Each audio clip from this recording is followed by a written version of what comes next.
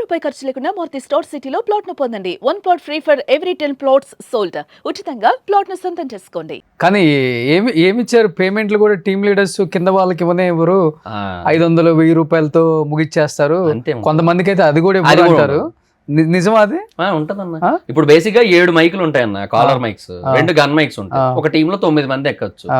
ఈ 7 మైక్స్ ఉన్నాయి కదా, ఇందులో 5 మైక్స్ వరకు మాత్రమే పేమెంట్లు వెళ్తాయి. అంటే ఒక టీమ్ లీడర్ మళ్ళీ అందులో. సో 4 ఆర్టిస్టులకే పేమెంట్ వెళ్తుంది. మాక్సిమం 5 ఆర్టిస్టులకి వెళ్తుంది. అంతకంటే ఇప్పుడు టీమ్ లీడర్ తీసేస్తే 8 మంది స్టేజ్ ఎక్కినట్టు, 9 మంది ఎక్కితే 5 పేమెంట్ వెళ్తుంది. 4 ముగ్గురికి వెళ్తుంది. టీమ్ లీడర్ తీసేసి 3 వెళ్తుంది. ఈ 5 ఎంత వెళ్తుంది? అది డిపెండ్స్. ఇప్పుడు అందులో టాప్ కంటెస్టెంట్ ఒకరు ఉంటారు. ఇప్పుడు ఫర్ ఎగ్జాంపుల్ రాఘవ్ గారి టీం అనుకుందాం, అలాంటి అభియాన టీం అనుకుందాం. అభియాన టీంలో టాప్ కంటెస్టెంట్ 2, రామ్ అన్న, నవీన్ అన్న. వీళ్ళిద్దరికి కొంత మంచి పేమెంట్లు వెళ్తాయి. 6000, 5000, 4000 అట్లా వెళ్తాయి. అది మంచి పేమెంటా? అక్కడ అదే చాలా ఎక్కువ. నాకు వచ్చిన 1000 రూపాయలతో పోలిస్తే నీకు 1000? నాకు 1000 రూపాయలేగా ఇచ్చింది. నాకు ఆర్పిన 70 స్కిట్లు 1000 రూపాయలు ఇచ్చాడు. తర్వాత 2000 ఇచ్చాడు. అంతకుముందు నేను చేసిన ప్రతి టీము 1000 రూపాయలే అంతే. నేను టీమ్ లీడర్ గా చేసినప్పుడు చూసిన పేమెంట్ 5000. అంటే నాకు మిగిలింది. నాకు జీవనానికి 10,000 మిగిలితే చెరొక 5,000 తీసుకునేవాళ్ళం. ఏంటి మహిధర్ నువ్వు మాట్లాడుతుంది నిజమా? ఇంతే. అదేంటి అంత టాప్ రేటింగ్ షో అంటారు, అసలు దీన్ని మించిన షోనే లేదంటారు. అసలుకి బయటకు వస్తేనేమో గొప్పగా కనపడుతుంది, చూపిస్తుంటారు. అలాంటిది 1000 రూపాయలు, 500, 5000 టీమ్ లీడర్ నీకు మిగిలింది అంతే. మాకు 25,000 ఇచ్చేవారు మా టీం కి. TDS 2500 పోతుంది. అది పోగా 22,500 వచ్చేది. సో మేము రైటర్స్ ని పెట్టుకునే వాళ్ళం, ఎందుకంటే మాకు కొంచెం బెటర్ అవుట్పుట్ ఉండాలి అని. సో వాళ్ళకి పేమెంట్ వెళ్ళేది, అవి 8,000 అట్లా కూడా పోయేవి.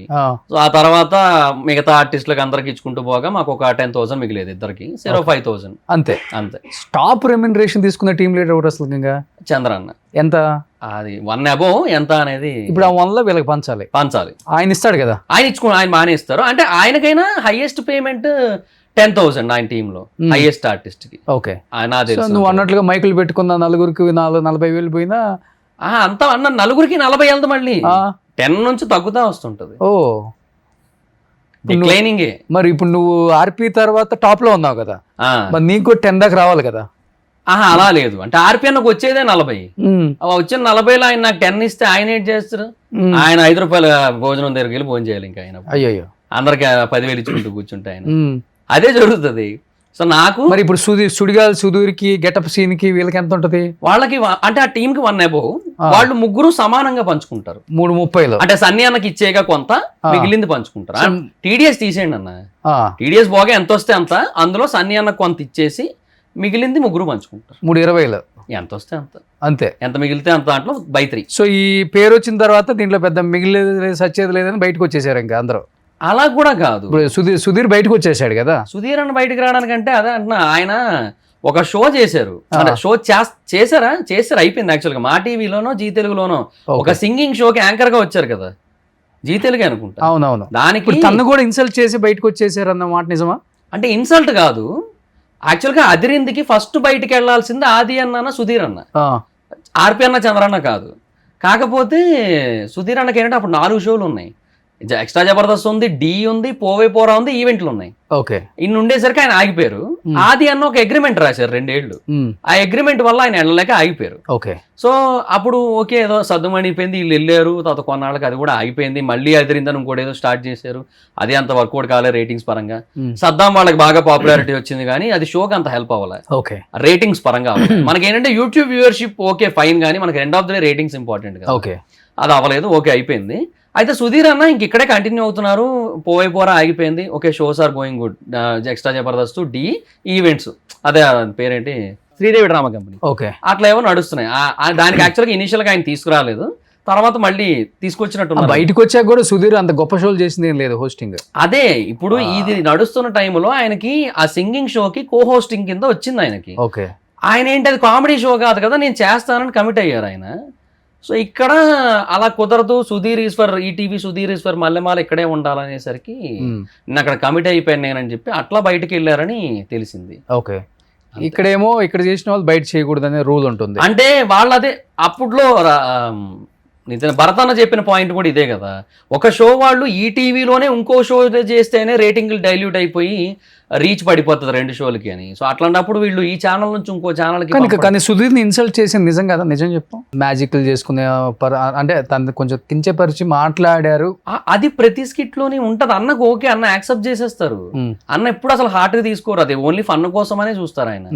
అదే దానికి రీజన్ నేను అనుకోవట్లేదు. అంటే అది స్కిట్లలో ఓకే, నేను కాదంటే బయట చేస్తే బయట ఏమో మరి అది నా దాకా రాలేదన్న, నాకు తెలియదు నిజంగానే. ఎందుకంటే సుధీర్ పోయిన తర్వాత కూడా వీళ్ళు ఉన్నారు కదా, గెటప్ సీన్ వీళ్ళు ఉన్నారు, రాంప్రసాద్ ఉన్నారు. తర్వాత కొన్నాళ్ళకి సీన్ అన్న కూడా ఇంకా మూవీస్ పరంగా బాగా బిజీ అయిపోయారు, అందువల్ల ఆయనకు కూడా కుదరట్లేదు. ఇప్పుడు ఆయన మిరాయిలో చేశారు, వాటిలో ఆయన వర్క్స్ ఆయనకి బాగా వర్క్ అయిపోతుంది ఆయన, అందుకే ఆయన కుదరలేదు ఇంకా. ఓకే, అంటే ఇంకా అంటే చెయ్యాలంటే కంటిన్యూ చేయొచ్చు అన్న. కాకపోతే ఏమంటే మనం ఎండ్ ఆఫ్ ద డే ప్రతి ఒక్కరికి, అంటే నాకు కాదు కానీ చాలా మందికి ఇండస్ట్రీనే గోల్. అందరికి ఇండస్ట్రీనే గోల్, ఇండస్ట్రీలో క్లిక్ అవ్వాలి, ఇండస్ట్రీలో సెలెక్ట్ అవ్వాలి. తర్వాత వీళ్ళు ముగ్గురు కూడా ఏదో సినిమా తీశారు కదా, సినిమా రాంప్రసాద్, సీను, సుధీర్ కూడా తీశారు. అలా చెప్పాలంటే ఫ్రెండ్షిప్ ఇప్పటికీ అలాగే ఉంది. ఇప్పటికి కూడా చెప్పాలంటే వాళ్ళ ముగ్గురే స్ట్రాంగ్ కంటెస్టెంట్లు అని చెప్పుకోవచ్చు, ఫ్రెండ్షిప్ కూడా స్ట్రాంగ్ అని చెప్పుకోవచ్చు. ఆది అన్నది వాళ్ళ ముగ్గురు ఫ్రెండ్షిప్ కూడా అంతే బాగుంటుంది. ఎవరెవరు? ఆది అన్న, సీన్ అన్న, సుధీర్ అన్న, రాంప్రసాద్ అన్న. ఓహో, వాళ్ళు కూడా మంచి బాండింగ్ ఉంటుంది. నాకు తెలిసి రాంప్రసాద్ ఆది ఎక్కువ అనుకుంటా, బాగా ఎక్కువ ఉంటుంది. ఎక్కడికి వచ్చిన ఆది అన్న, ఆర్పి అన్న ఇంకా ఎక్కువ. అసలు వాళ్ళిద్దరు స్కూటీలు వేసుకొని అమీర్పేట రోడ్లన్నీ తిరిగేటోళ్ళు ఒకనొక టైంలో అయితే. ఓకే, అసలు టూ క్లోజ్ ఇద్దరును. ఆదిని కూడా చాలానే అన్నాడు ఎమోషనల్ అప్పుడు ఆర్పి. తర్వాత ఆది అను రాంప్రసాద్ కూడా వచ్చారు ఇక్కడికి. అవునవును, చూసాను. ఇప్పుడు టచ్ లో ఉన్నాడు ఆర్పి నీకు?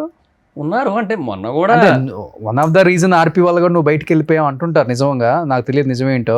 ఆర్పి టచ్ లో ఉన్నాడా? ఉన్నారు. నేను వైజాగ్ లో నెల్లూరు పెద్దారెడ్డి ఓపెనింగ్ కి పిలిచారు, వెళ్ళాను. అప్పుడు ఉన్నా, కాంటాక్ట్ లో ఉన్నా. దాన్నే ఉంది, మణికొండలో కూడా అందరూ వచ్చారు. అంటే అందరు తిట్టించుకొని కూడా వచ్చారు మళ్ళీ. అంటే అదే అన్న, ఎండ్ ఆఫ్ ది డే అదే ఇంటర్నల్ బాండింగ్స్ వేరే ఉంటాయి కదా. మళ్ళీ అప్పుడు ఏమైనా ఐడియాలజికల్ డిఫరెన్సెస్ వేరే ఉండొచ్చేమో కానీ పర్సనల్ బాండింగ్స్ వేరు కదా.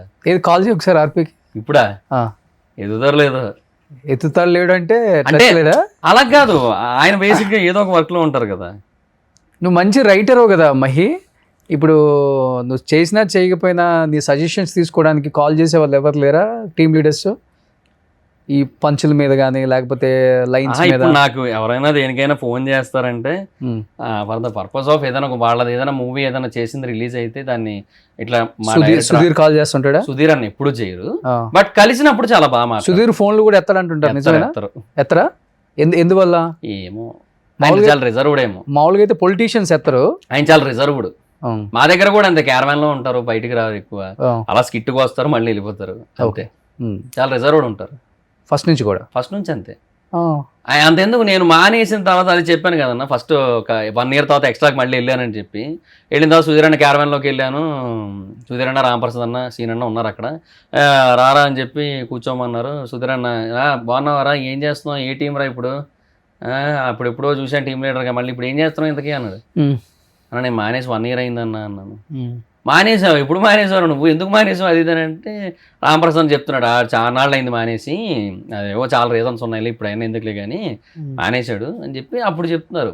అంటే ఆయన అంత అప్డేట్లో ఉండరు, కాంటాక్ట్లో ఉండరు అంతే. ఎవరికి కాంటాక్ట్లో ఉంటాడు ఎక్కువ మరి? సీన్ అన్నకి, ఆది అన్నకి, నాగబాబు. ఈ ఫంక్షన్స్ కూడా బయటకి ఎక్కువ రాడు, చాలా రేర్. మమ్మీ డాడీ వస్తుంటారు అన్నిటికీ, అంతే, చాలా రేర్. నాకు మొన్న పెద్దంతల టెంపుల్లో జరిగిన దానికి మట్టుకు జస్ట్ వచ్చి ఒక 15 minutes అలా ఉండి వెళ్ళిపోయారు. అంటే మామూలుగా అయితే పెద్ద పెద్ద హీరోలు తొందరగా రారు, అంటే జనంలోకి రాకూడదు, ఇలాంటివి ఏమైనా ఉంటాయా? అది స్టార్టింగ్ స్టేజ్ నుంచి అంతేగా అన్న. అట్లాంటివి ఏమన్నా? అలా ఏమో, ఫ్యాన్స్ కలవకూడదు, లేకపోతే ఫ్యాన్స్ మధ్యలోకి రాకూడదు, అందరికి కనిపిస్తే స్టార్డమ్ తగ్గుతుంది, అది మెయింటైన్ చేయాలి. మిగతా హీరోలు మెయింటైన్ చేస్తుంటారు, అల్లు అర్జున్, ప్రభాస్, ఇట్లాంటి వాళ్ళు మెయింటైన్ చేసినట్టు మనం కూడా మెయింటైన్ చేయాలి, ఇలాంటిది ఏమన్నా ఫీల్ అవుతుంటాడా? ఏమో అలా ఎప్పుడు నాకు అనిపించలేదు. సుధీర్ అన్న ఎప్పుడు అలా అనుకోరని అనుకుంటున్నాను నేను. నా ఒపీనియన్ అయితే మాత్రం ఆయన ఎప్పుడు అలా లేరు, ఎందుకంటే మాతో మాట్లాడినప్పుడు తెలుస్తుంటది కదా, సో ఆ జెన్యూనిటీ ఫీల్ అవుతుంటాం ఆయన మాటల్లో, ఓకే ఆ కన్సర్న్ అనేది మనకు అర్థం అవుతుంటది. బట్ నువ్వే అన్నావు నా ఫోన్ ఎత్తారు మళ్ళీ, అదే అంటున్నా. నేను చేసా ఒకసారి, ఒక రోజు నేను ఒక లైవ్ పెట్టా, అంటే కంటిన్యూస్ 12 hours లైవ్ పెట్టా. సో ఆ టైంలో మా లైవ్ లో ఏంటంటే జబర్దస్త్ వాళ్ళకి చేయన్నా లైవ్ లో టైం పాస్ అవుతుంది అది ఇదని అన్నారు. సరే అని చేశా. ఉదయం ఎత్తలే, ఆదర్ని ఎత్తారు, చంద్రాన్ని ఎత్తారు, సీనాన్ని ఎత్తారు, రావు గారు ఎత్తారు, చంటన్ని ఎత్తారు, అందరు ఎత్తారు.